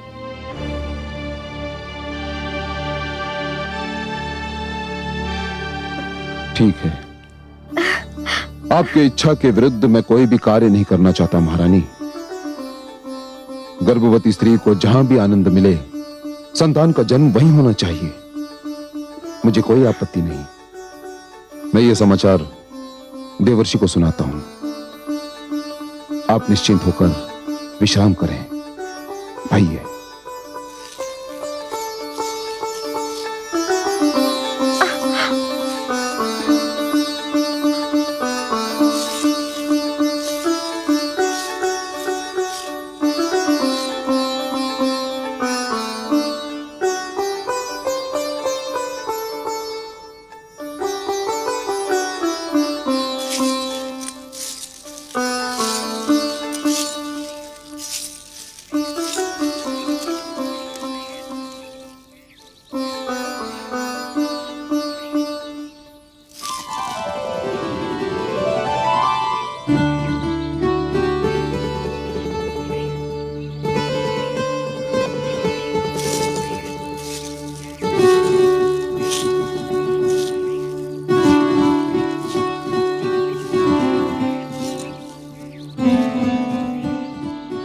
मुझे विष्णु और उसके भक्तों से अपार घृणा है। मैं ये भी जानता हूं कि आप इस सृष्टि में विष्णु के महानतम भक्त हैं, और मैं चाहते हुए भी आपसे घृणा नहीं कर पाता। आपने महारानी की रक्षा करके। बस बस असुरराज, और कुछ कहने की आवश्यकता नहीं है।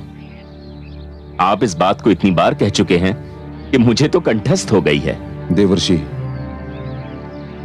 महारानी कयाधु ने पुत्र के जन्म तक आपके आश्रम में रहने की इच्छा व्यक्त की है, और मैं उनकी इच्छा के विरुद्ध उन्हें यहां से ले जाना नहीं चाहता।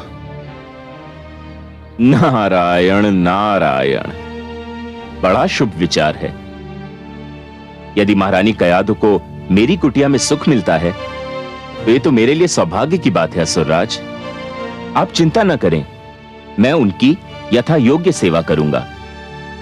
मेरी कुटिया में बीतने वाला हर दिन आपकी आने वाली संतान का हर संकट दूर करेगा। तो फिर मुझे जाने की अनुमति दीजिए देवर्षि।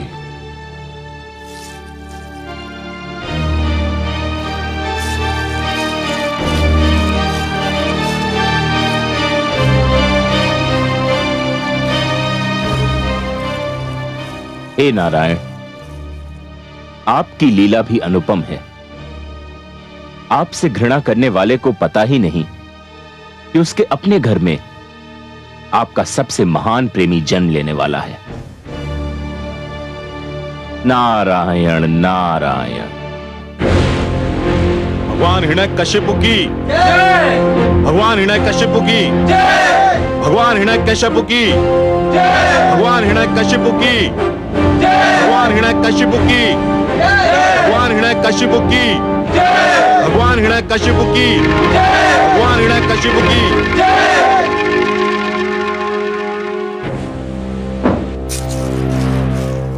बधाई हो भगवान हिरण्यकशिपु, इंद्रासन पर बैठने के लिए बहुत बहुत बधाई हो। अब तो अप्सराएं आपके संकेत पर नृत्य करेंगी। समस्त देवगण नतमस्तक होकर आपको नमस्कार करेंगे।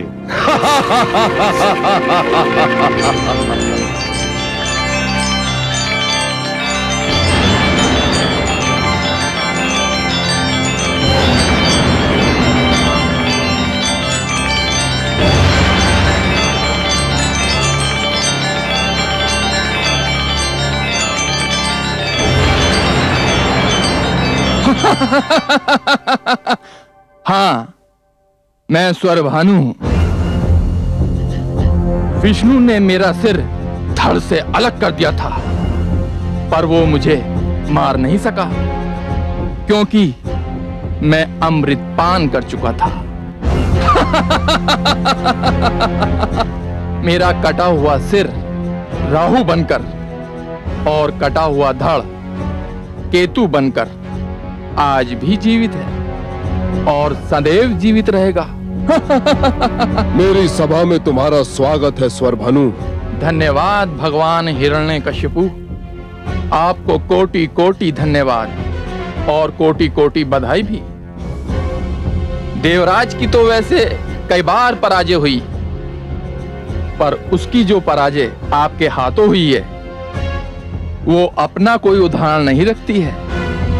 ऐसी करारी पराजय तो दानवराज कालकेतु भी उसे नहीं दे पाए थे।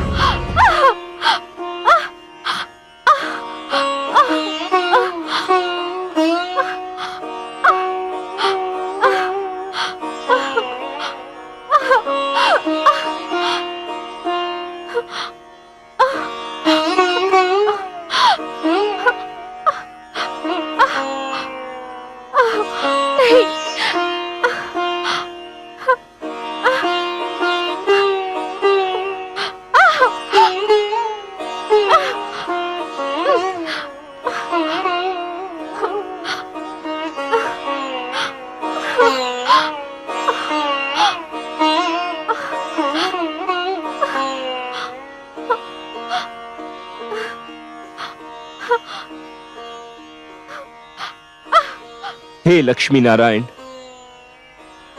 मैंने कयादु को अपनी पुत्री मानकर यथाशक्ति उसकी सेवा की है, किंतु अब वह जिस अवस्था में है उस अवस्था में कोई भी पुरुष, चाहे वह उसका पिता ही क्यों न हो, उसके पास नहीं रह सकता। हे सर्वेश्वर, मुझे आपकी सहायता चाहिए। अब केवल आप ही मेरी सहायता कर सकते हैं सर्वेश्वर।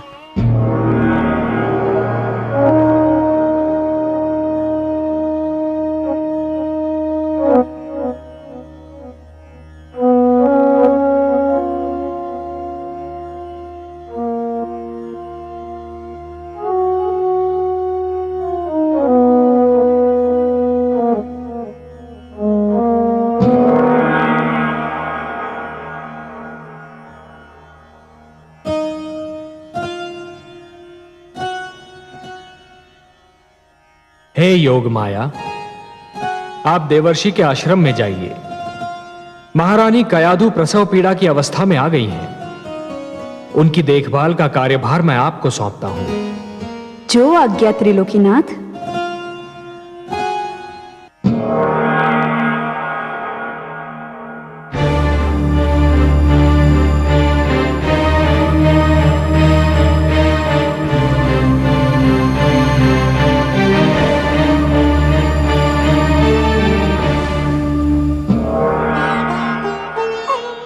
प्रणाम देवर्षि। धन्य है देवी कि आप आ गईं। मेरे तो हाथ पांव फूल गए थे। आप चिंता न करें देवर्षि, मैं सब संभाल लूंगी।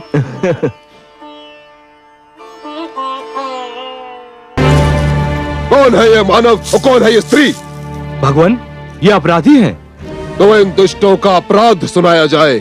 भगवान, हमने चारों ओर आपका यह आदेश पहुंचा दिया था कि आप कोई विष्णु का नाम नहीं लेगा।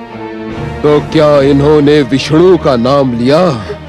नहीं भगवान, इन्होंने तो उससे भी बड़ा पाप किया है। इन दोनों ने तो अपने इस नवजात पुत्र का नाम ही विष्णु रख दिया है। अपराध, जघन्य अपराध। कड़ा दंड मिलेगा इन्हें इस अपराध का, कड़ा दंड। सोचते क्या हैं भगवान? दो टुकड़े कर दीजिए इस शिशु के। जन्म लेते ही विष्णु का नाम पाने का इससे कम दंड क्या हो सकता है? विष्णु पुत्र समाप्ति का इससे बढ़कर शुभारंभ और क्या हो सकता है? नहीं। तुम्हारा सुझाव हमें सुंदर लगा स्वर भानु। इसे ऐसा आतंक फैलेगा जिसे विष्णु के नाम लेवा सदा के लिए समाप्त हो जाएंगे। दो टुकड़े कर दो इस शिशु के शरीर के, दो टुकड़े कर दो। नहीं, असुर राज, आप मेरे टुकड़े कर दीजिए, लेकिन मेरे बच्चे को कुछ मत कीजिए। मेरे बच्चे को कुछ मत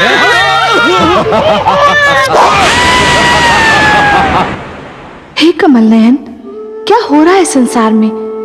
शक्ति और सत्ता पाकर रक्त की प्यास इतनी क्यों बढ़ जाती है? अहंकार बुद्धि को कैसे भ्रष्ट कर देता है? निष्ठुरता मन में कैसे वास कर लेती है? देखिए ना, हिरण्यकशिपु ने एक छोटे से बालक के निर्दयता से केवल इसलिए टुकड़े टुकड़े कर दिए कि उसका नाम आपके नाम जैसा था। क्या किसी का नाम भी उसके वध का कारण बन सकता है? निस्संदेह ये क्रूरता है महादेवी, निस्संदेह ये क्रूरता है। यह केवल मानव पुत्र का नहीं वरन सभ्यता का वध है। पर हे महादेवी, स्मरण रखिए, जान लीजिए कि निर्दयता पतन का पहला चरण होती है और हिरण्यकशिपु अपने पतन की ओर बढ़ रहा है। जिस प्रकार दीपक की लौ बुझने से पहले भड़कती है, उसी प्रकार क्रूरता भी पतन से पहले पूरी शक्ति से उभर आती है। पर हे पद्मनाभ, कैसे होगा दुष्ट हिरण्यकशिपु का विनाश? उसने तो निर्ममता की सीमा लांघ ली है। हे महादेवी, जो सीमा लांघता है उसे तो यह ज्ञान ही नहीं होता कि सीमा के आगे कोई मार्ग ही नहीं है। निष्ठुरता की सीमा के आगे केवल पतन का द्वार खुला होता है। पर हे कमल नयन, अब कब होगा उसका पतन और कैसे होगा? महादेवी, हिरण्यकशिपु की क्रूरता उसके विरुद्ध घृणा की ज्वाला भड़काएगी। उसके अत्याचार मानव को उसके विरुद्ध एक होकर खड़ा होने पर विवश कर देंगे। रक्त की ये धारा केवल धरती को ही नहीं, स्वयं उसके घर को भी डुबो देगी। हे महादेवी, वो मूर्ख क्या जाने कि उसकी मृत्यु की सामग्री तो राजभवन में आ चुकी है। जिस पुत्र प्रहलाद को वो मेरा सबसे महान शत्रु बनाना चाहता है, वही प्रहलाद उसके अहंकार का सर्वनाश कर देगा।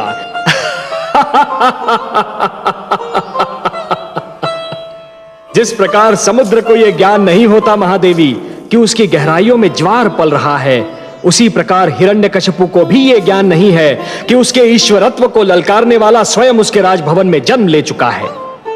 महादेवी, यह कथा बहुत रोचक है। महादेवी, यह कथा बहुत रोचक है। और इसका हर मोड़ अधिक रुचिकर होगा। पर आप चिंता न कीजिए देवी, जब अत्याचार अपनी सीमा से आगे बढ़ जाता है तो निस्संदेह उसका अंत भी हो जाता है। बधाई हो महाराज। देव ऋषि नारद ने समाचार भेजा है कि महारानी कयादु ने एक अत्यंत सुंदर पुत्र को जन्म दिया है। बधाई हो भगवान हिरण्यकशिपु, बधाई हो। शुभ समाचार है ये, शुभ समाचार। ये तो बहुत ही शुभ शकुन है भगवान। अभी अभी विष्णु नाम के बालक का वध हुआ और अभी अभी ये सूचना मिली है कि आपके पुत्र ने जन्म लिया है। तुम सत्य कहते हो स्वर भानु, शुभ शकुन है ये, शुभ शकुन। इसका अर्थ ये हुआ कि मेरा पुत्र विष्णु का मुझसे भी बड़ा शत्रु सिद्ध होगा।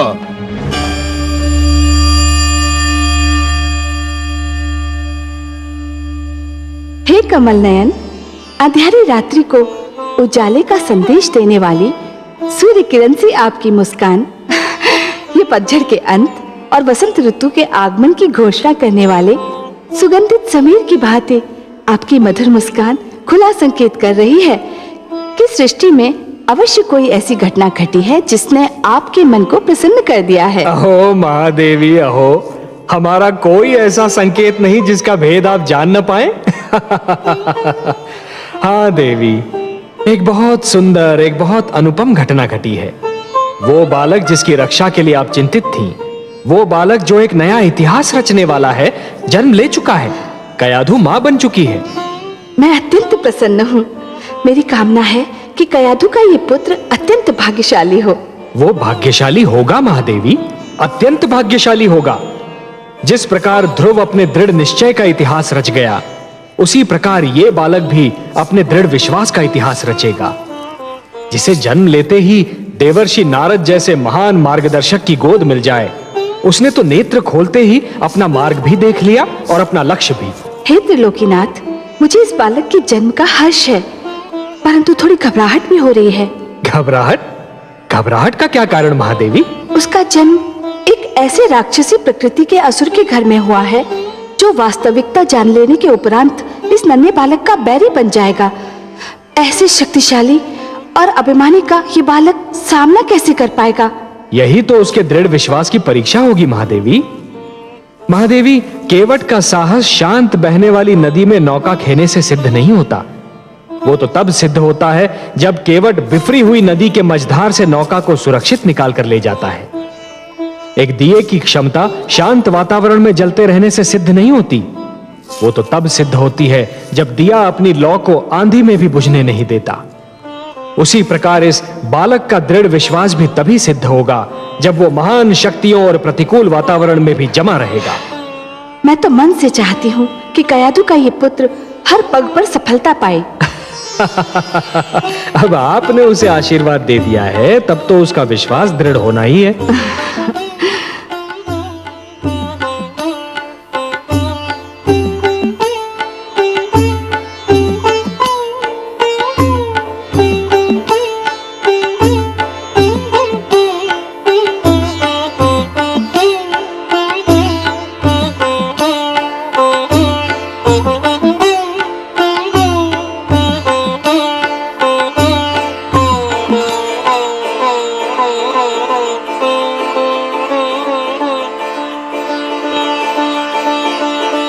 आयुष्मान भव पुत्र।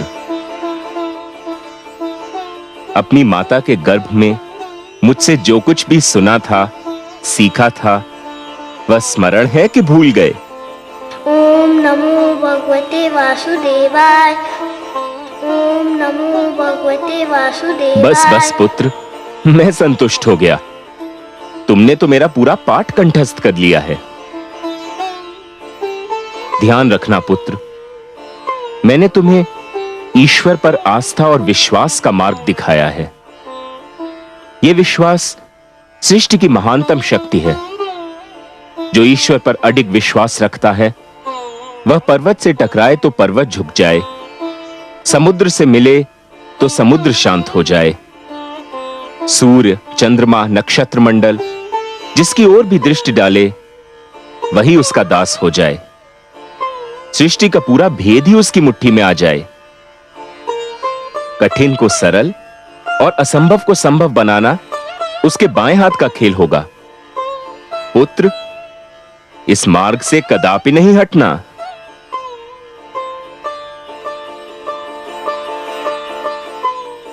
लीजिए देवी, इसे इसकी माता के पास पहुंचा दीजिए।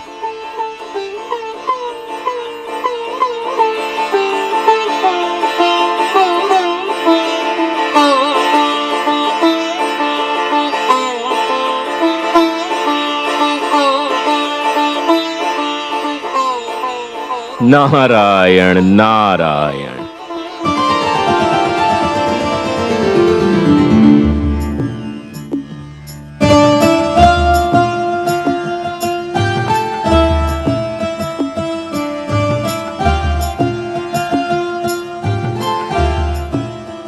देवर्षि, मेरा कार्य पूरा हो गया। मुझे विष्णुलोक लौटने की अनुमति दीजिए। मैं आपका बहुत आभारी हूं देवी कि आप आ गईं। आपने ऐसे समय पर मेरी सहायता की जब मेरी बुद्धि भी काम नहीं कर रही थी। आपको कोटि कोटि धन्यवाद।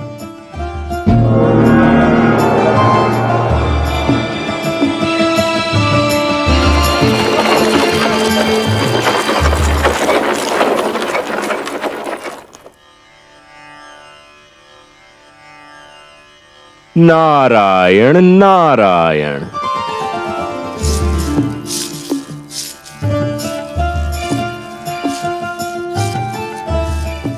प्रणाम देवर्षि। जब से मैंने सुना है कि मेरे पुत्र का जन्म हुआ है, मैं उसे देखने के लिए व्याकुल हूं। कैसा है मेरा पुत्र? स्वयं चलकर देख लीजिए। आइए। चलिए देवर्षि।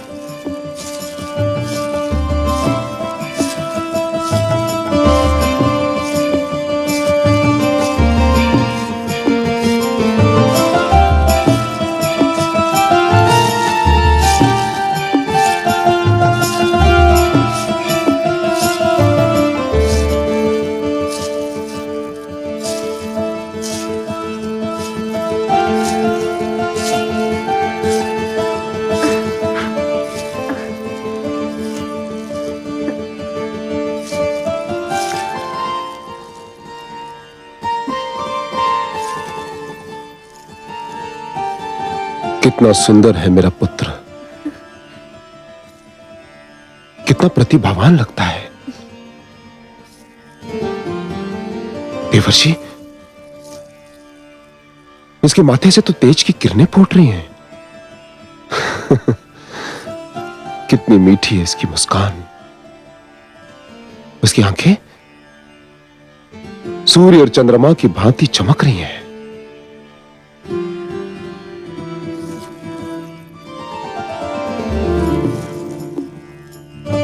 धन्यवाद महारानी। असुर वंश को इतना तेजस्वी पुत्र देने के लिए आपको कोटि कोटि धन्यवाद।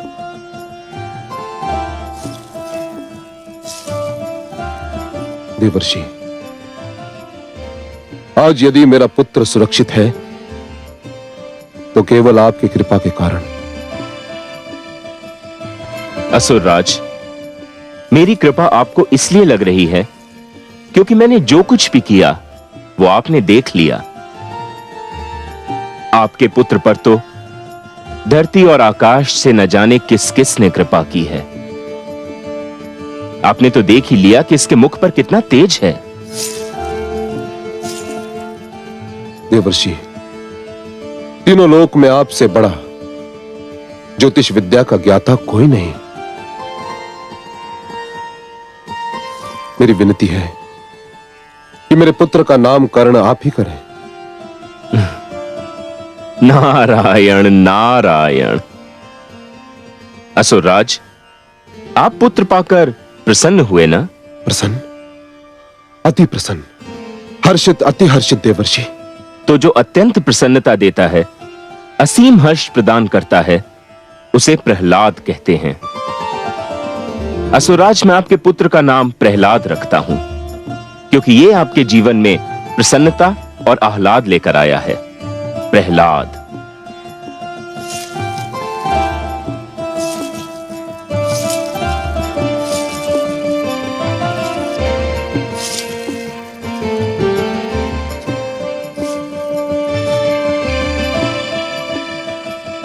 देवर्षि, बहुत सुंदर नाम सोचा है आपने, प्रहलाद, पुत्र प्रहलाद। मेरा पुत्र प्रहलाद भगवान हिरण्यकशिपु का पुत्र प्रहलाद। देवर्षि, मुझे लगता है कि मेरा पुत्र महानता में मुझसे भी आगे निकल जाएगा। हे असुरराज, मेरी ज्योतिष विद्या कहती है कि पहली बार आपके मुख से सत्य वचन निकला है। देवर्षि, मुझ में इतना साहस नहीं कि मैं आपसे कहूं कि आप मुझसे कुछ मांगें, किंतु यदि कोई इच्छा हो तो अवश्य व्यक्त कीजिए। सत्य असुरराज? सत्य, परम सत्य देवर्षि। आपकी किसी भी इच्छा की पूर्ति करके मुझे हर्ष होगा। मुझ जैसे सन्यासी की न तो कोई इच्छा होती है और न आवश्यकता, किंतु असुरराज, पुत्री कयाधु इतने दिनों तक मेरी इस कुटिया में रही कि पहली बार मुझे पुत्री मोह का अनुभव हुआ, और फिर आपके पुत्र प्रहलाद ने जन्म लेकर मेरी इस कुटिया को अपनी मधुर किलकारियों से भर दिया। मेरी ये इच्छा है असुरराज कि ये दोनों कुछ और दिन मेरी ही कुटिया में रहें।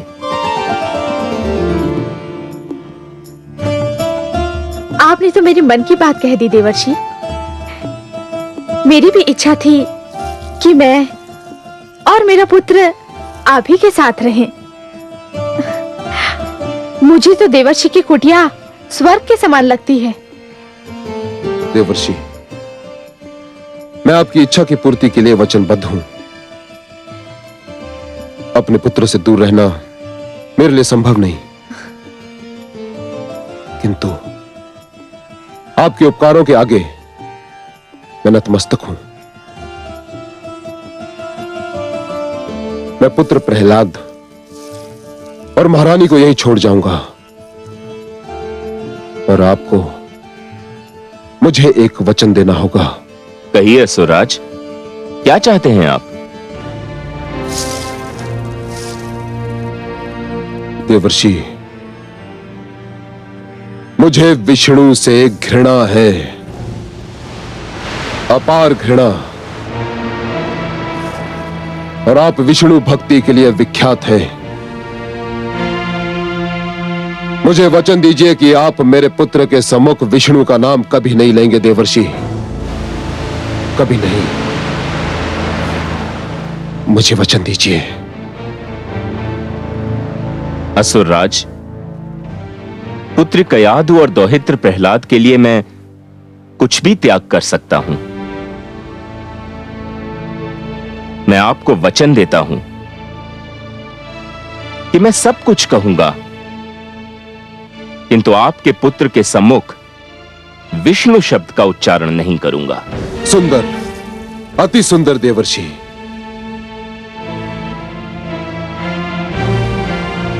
नारायण नारायण।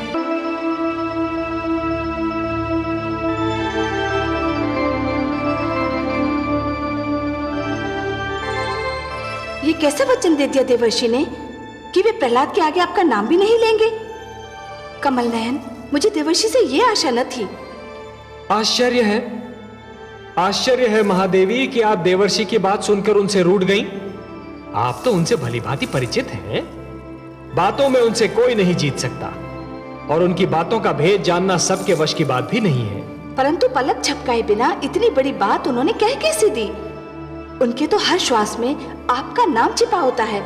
होता है महादेवी, अवश्य होता है, पर हमारे देवर्षि बहुत चतुर हैं। वो ये भलीभांति जानते हैं कि जिस प्रकार सुंदरता का लोभी जब किसी मुख के सौंदर्य पर मुग्ध हो जाता है तो उसके चरित्र को जानने का प्रयास नहीं करता, उसी प्रकार एक मूर्ख शब्दों की चमक दमक में खो जाता है, उन शब्दों का अर्थ जानने की चेष्टा नहीं करता। मैं समझी नहीं कमल नयन। देवर्षि ने यही तो वचन दिया है ना देवी कि वो पुत्र प्रहलाद के सम्मुख विष्णु शब्द का उच्चारण नहीं करेंगे। हाँ सर्वेश्वर। आपने कभी उन्हें मुझे विष्णु पुकारते सुना? वो तो नित्य मुझे नारायण नारायण यही कहकर पुकारते हैं। और उन्होंने हिरण्यकश्यप को यह वचन तो नहीं दिया ना महादेवी कि वो नारायण शब्द का उच्चारण भी नहीं करेंगे। अब देखिए कि वो क्या पुष्प खिलाते हैं। सत्य ही है, देवर्षि बहुत चतुर हैं।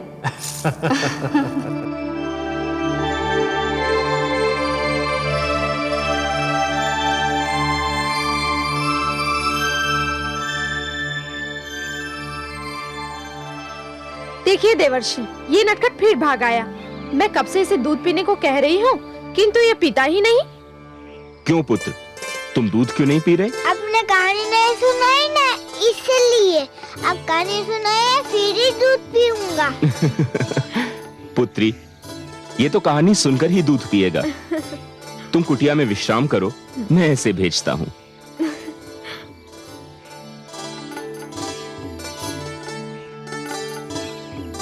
अभी कहानी सुनाइए ना। सुनाता हूँ। अच्छा, तुमने वासुदेव का नाम तो सुना ही होगा। वो तो मैं ना जाने कब से सुन रहा हूँ। उनके और भी कई नाम हैं। अब तो हर समय नारायण नारायण करते रहते, वो भी तो उन्हीं का नाम है। हाँ, और उनका नाम त्रिलोकीनाथ भी है, और उनका नाम जगदीश्वर भी, और माधव भी, कमलनयन भी, लक्ष्मीपति भी। तो एक दिन उन्होंने निश्चय किया कि सृष्टि की रचना की जाए। फिर क्या किया उन्होंने? सुनाता हूँ पुत्र, सुनाता हूँ, धैर्य रखो। उन्होंने अपनी नाभि से ब्रह्मा को और अपनी भ्रिकुटी से महादेव को जन्म दिया। फिर क्या हुआ? ब्रह्मा को आदि प्रजापति भी कहते हैं। क्या कहते हैं? आदि प्रजापति। हाँ, आदि प्रजापति ने कई प्रजापतियों को जन्म दिया। उनमें से एक थे ऋषि कश्यप। उनकी संतानों में तुम आते हो। अच्छा। हाँ, और एक और प्रजापति थे जिनका नाम था दक्ष। क्या नाम था? दक्ष। हाँ, प्रजापति दक्ष की पुत्री का नाम था सती। वह देखने में बहुत सुंदर थी। महादेव शिवशंकर ने उसे देखा और उससे विवाह कर लिया। एक दिन प्रजापति दक्ष किसी बात पर शिवशंकर से रूठ गए। उन्होंने शिवशंकर को अपनी पुत्री सती के सामने बहुत बुरा भला कहा। सती को यह बात अच्छी नहीं लगी। फिर क्या किया देवी सती ने? देवी सती ने योग शक्ति से अपने अंदर अग्नि उत्पन्न की। अच्छा, फिर क्या हुआ? फिर उन्होंने अग्नि से कहा कि हे अग्नि, मुझे भस्म कर दे। फिर क्या हुआ? फिर अग्नि ने उन्हें भस्म कर दिया। तो योग शक्ति से अपने अंदर अग्नि भी उत्पन्न की जा सकती है? हाँ, और यदि कोई यह अग्नि अपने भीतर ही रोक ले तो बाहर की कोई भी अग्नि उसे जला नहीं सकती। हाँ, परंतु इसे रोका कैसे जा सकता है? सांस भीतर की ओर खींची जाए और ओम नमो नारायण जपते हुए अंदर ही रोक ली जाए तो ये शक्ति भीतरी शक्ति बन जाती है। इसे प्राणायाम कहते हैं। क्या कहते हैं? प्राणायाम। और क्या कह के सांस रोकी जाती है? ओम नमो नारायण। सुंदर, अति सुंदर। अब पुत्र, तुमने कहानी सुन ली, अब अंदर जाकर दूध पियो। आप फिर ऐसी कहानी सुनाएंगे? हाँ हाँ, अवश्य सुनाऊंगा।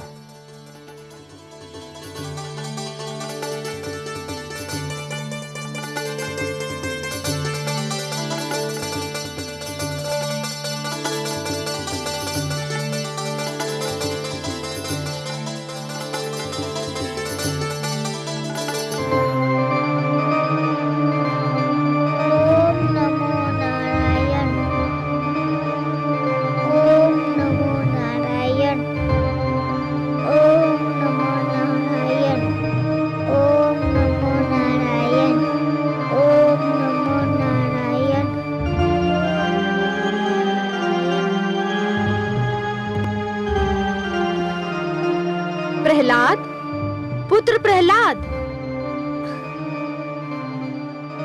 प्रहलाद, प्रहलाद, ये तो तप रहा है। प्रहलाद, देवर्षि, देवर्षि, देवर्षि, क्या बात है पुत्री? देवर्षि, मेरे पुत्र को क्या हो गया है? क्या हो गया? उसने मेरी पुकार नहीं सुनी तो मैंने उसे हिलाने डुलाने के लिए हाथ लगाया। मुझे लगा कि जैसे मैंने दहकती हुई ज्वाला को छू लिया हो। पुत्री, तुम्हारा पुत्र तप कर रहा है। तुम्हें ऐसे समय पर उसे छूना नहीं चाहिए था। ये कैसा तप है देवर्षि? ये योग क्रिया का अंश है। ये उसे मैंने ही सिखाया है। मुझे हर्ष है कि तुम्हारा पुत्र योग क्रिया सीखने में सफल हुआ है। नारायण नारायण।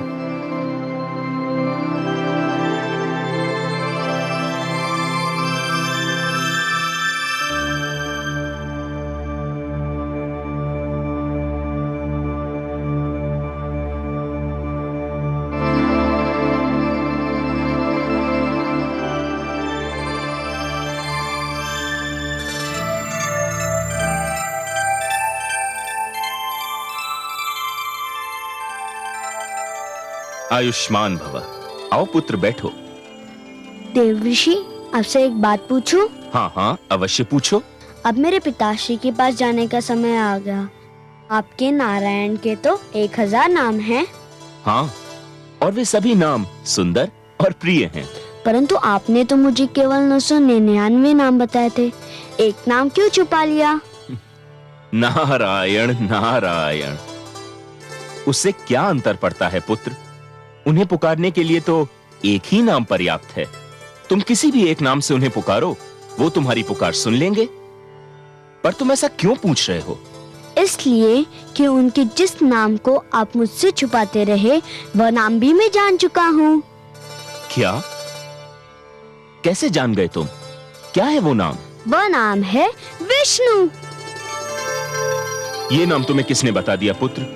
ये नाम मैंने तुम्हें नहीं बताया है। हाँ, यह नाम तो मेरे रोम रोम में बसा हुआ है।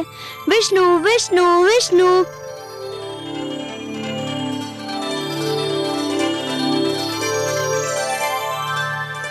नारायण नारायण। विष्णु, संभल जाओ, अब भी समय है, संभल जाओ। मैं अकेला ही तुम्हारे लिए पर्याप्त था, किंतु अब मैं अकेला नहीं, मेरा पुत्र प्रहलाद आने वाला है। अब हम दोनों मिलकर तुम्हारा नाम इस संसार से मिटा देंगे। हम दोनों मिलकर तुमसे प्रतिशोध लेंगे।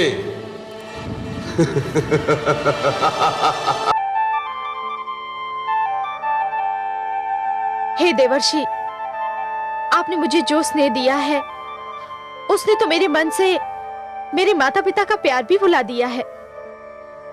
आपकी कुटिया में बीता हर पल मेरी स्मृतियों में सदैव सुरक्षित रहेगा। राजभवन के ऐश्वर्य में भी इस कुटिया का आनंद नहीं भूलेगा। देवऋषि, देवऋषि, देवऋषि, आप भी हमें संग चलिए ना देवऋषि।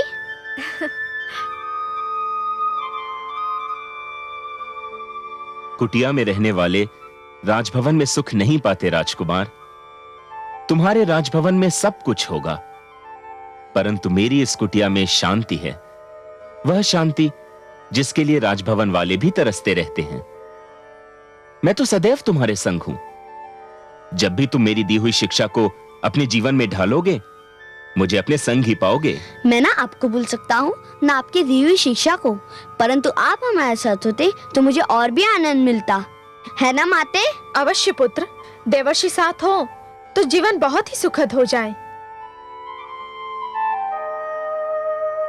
पुत्री, विवाह के उपरांत नारी का सबसे सुंदर और सबसे उत्तम ठिकाना उसके पति का घर होता है। वह नारी बहुत सौभाग्यवती होती है जिसे उसके पति का घर मिल जाए। तुम पर, तुम्हारे पुत्र पर तुम्हारे पति का अधिकार है। मैं तुम्हारे पिता समान अवश्य हूं पुत्री, पर कोई भी पिता यह नहीं चाहेगा कि उसकी पुत्री अपने पति से दूर रहे। तो विदा दीजिए देवर्षि। पुत्री, मैं ठहरा सन्यासी। मैं विदा दे तो दूं, पर मैं ये सोचता हूं कि मेरी पुत्री मेरी कुटिया से सूने हाथ जा रही है और मेरे पास उसे देने के लिए एक स्वर्ण मुद्रिका भी नहीं। सुने हाथ कहाँ जा रही हूँ देवर्षि? आपने तो मुझे अपने आशीष का कोष दिया है। मेरा आंचल आपके स्नेह के पुष्पों से भरा हुआ है और मेरे पुत्र को तो आपने शिक्षा का वह धन दिया है जिसके आगे हर धन धूल समान है।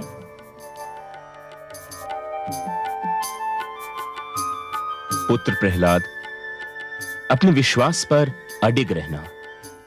इस विश्वास के मार्ग में जो भी कठिनाई आए उसे हंसकर झेलना।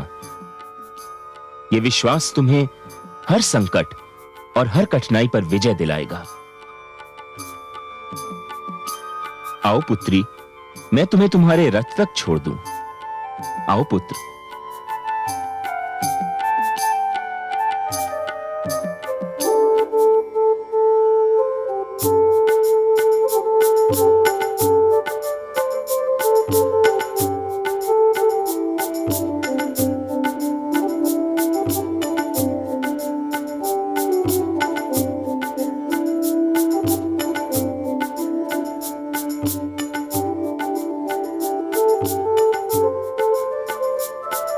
प्रणाम देवर्षि, प्रणाम महारानी, प्रणाम राजकुमार। आयुष्मान भव। अखंड सौभाग्यवती भव। आइए।